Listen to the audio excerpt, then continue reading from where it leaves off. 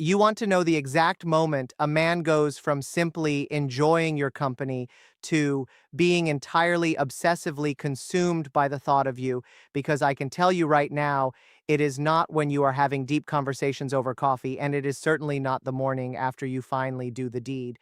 The moment he actually gets hooked happens in the quiet, silent millimeters of space between your bodies, long before anything heavy actually goes down. Over the past 15 years of sitting in rooms with countless men unpacking the deepest, darkest corners of male psychology and coaching millions of women around the globe, I have noticed a massive glaring blind spot in how we approach dating. When we talk about the early stages, everyone focuses on what to text him or how to perfectly answer his questions or what outfit to wear, but absolutely nobody talks about the physical mechanics of attraction. We operate under this false assumption that physical intimacy is just a binary switch you flip, where you are either sitting politely across from each other, like you are in a corporate job interview, or you are suddenly getting hot and heavy in the back of an Uber. But that is exactly where most people lose all of their power. They give away the physical climax of the date without building the physical tension first. They think that jumping into bed or rushing to hook up is what secures a man's interest. But doing the deed does not make him crave you emotionally. It is the architecture of how you move your body around his, how you build anticipation, and how you master the physical space between you that makes him view you as a high-value prize he desperately needs to win. Today, I am giving you the 7 secrets to get him absolutely hooked in the early stages of dating, using highly specific physical movements perfectly mixed with deep emotional mastery. This is about how you move, how you touch him, and how you physically command the environment to drive him absolutely crazy. Let us dive straight into the first secret, which I call the art of the micro touch. Most people think escalating things physically means boldly grabbing his hand or going straight in for a massive makeout session. But high-value physical tension, the kind that actually rewires a man's brain to obsess over you, is built entirely in passing.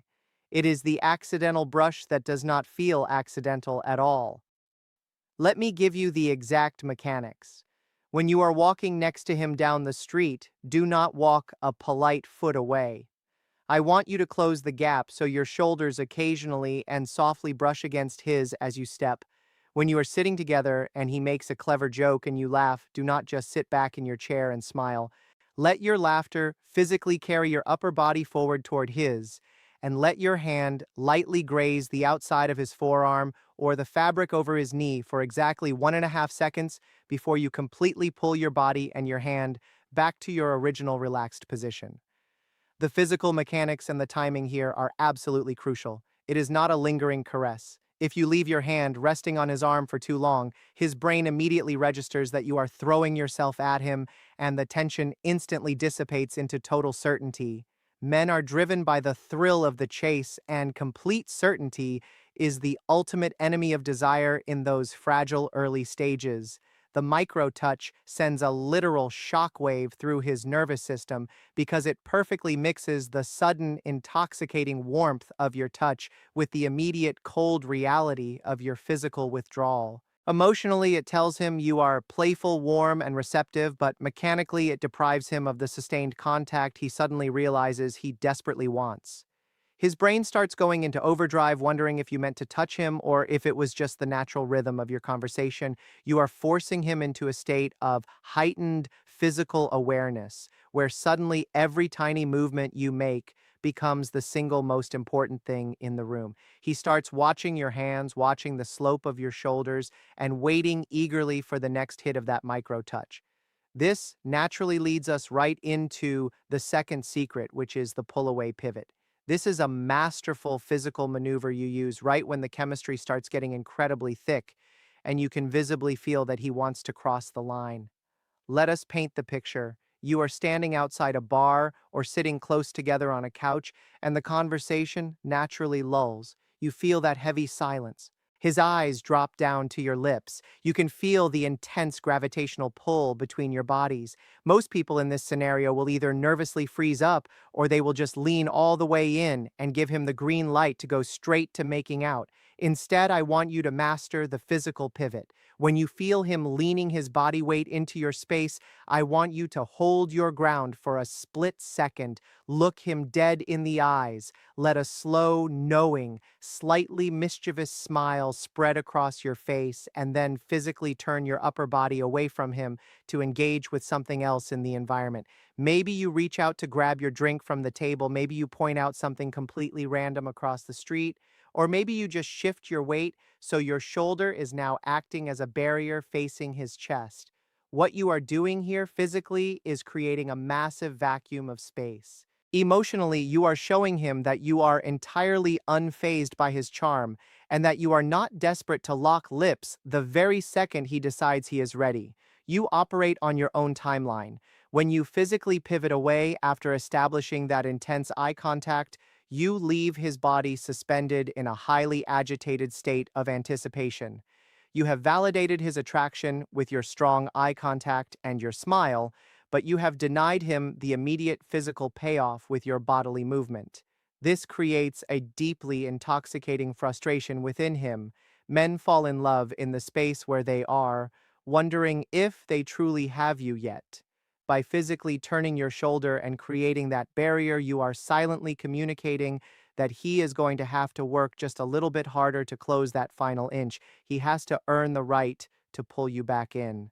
And when he finally does make that move to pull you close, because believe me, the pivot will make him completely obsessed with closing the gap, the emotional payoff for him is going to be 10 times stronger because he feels like he actually accomplished something real. He feels like he earned your intimacy rather than having it handed to him on a silver platter. Now we move to the third secret, which is mastering the asymmetrical lean. The way you physically position your body when you are just sitting together communicates volumes about your value and your boundaries. When most women go on a date, they sit directly facing the guy's shoulders, square knees pointing straight at him exactly like they are applying for a mortgage. This creates a highly logical interview-style energy that completely kills any chance of physical chemistry. If you want to get him hooked, you have to change your physical geometry. I want you to use the asymmetrical lean. When you sit next to him or across from him at a corner table, do not face him perfectly straight on. Instead, angle your hips and your legs slightly away from him, maybe crossing your legs in the opposite direction, but twist your torso and lean your upper body slightly toward him. This physical posture is incredibly magnetic because it is completely contradictory. The lower half of your body is guarding your space, signaling autonomy and independence, while the upper half of your body is leaning and showing interest and creating closeness. Mechanically, this does something brilliant to the dynamic between you. Because your hips are angled away, it naturally creates a slight distance that forces him to lean his body into your space just to hear you properly or to maintain intimacy. You are physically drawing him into your orbit without chasing him. Emotionally, this posture signals that you are engaged and fascinated by what he is saying, but you are still deeply rooted in your own space and your own power. You are not physically throwing your entire being at him. As you sit there in this asymmetrical lean, you can incorporate a very slow, subtle tilt of your neck, exposing the side of your neck while you listen to him speak.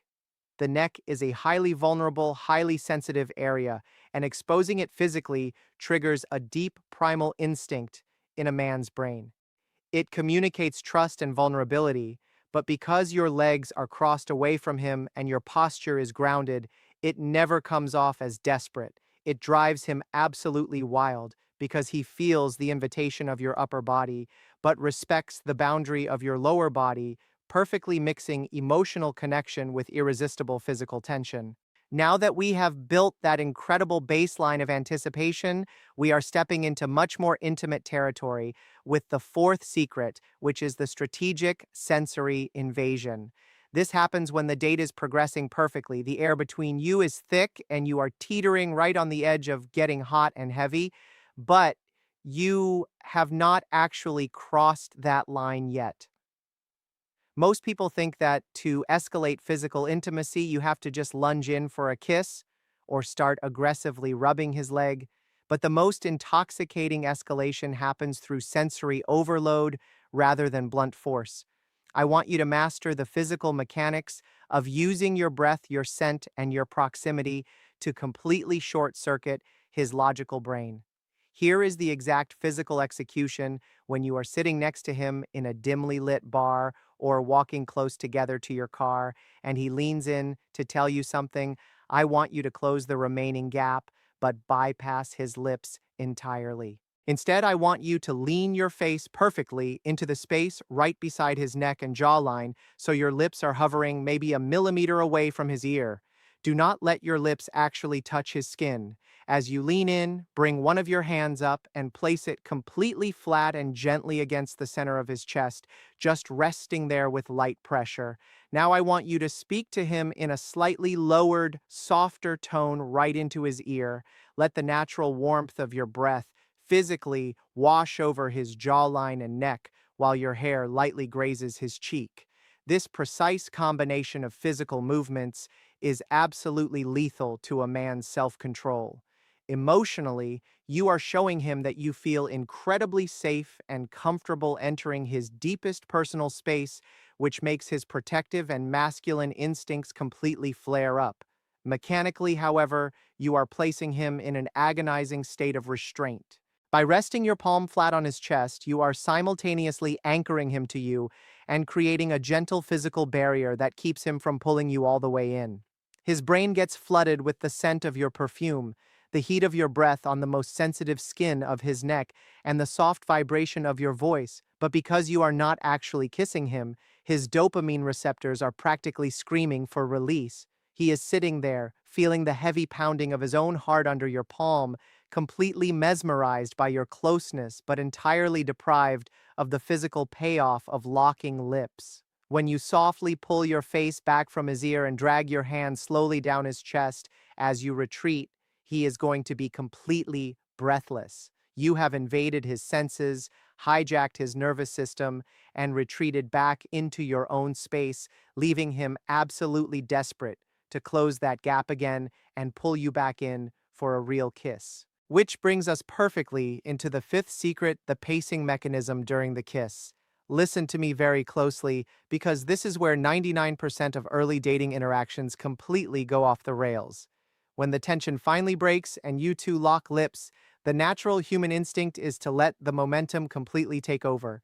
The kissing gets heavier, the hands start grabbing, you start moving toward the bedroom, and before you know it, you are going all the way and doing the horizontal tango on the first or second date. There is zero judgment here if that is what you want to do, but if your goal is to get him deeply emotionally hooked, you have to understand that unregulated momentum is the enemy of obsession.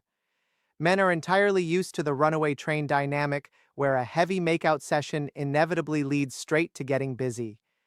If you want him to view you as a rare, high-value prize, you must physically control the pacing of the intimacy. I call this the kinetic pause. When you are making out and the chemistry is explosive, I want you to physically engage with him using your hands frame, his jawline, slide your fingers into the hair at the base of his neck, grip it just firmly enough to show absolute passion, and kiss him with everything you have. Show him that you are deeply sensual and completely turned on.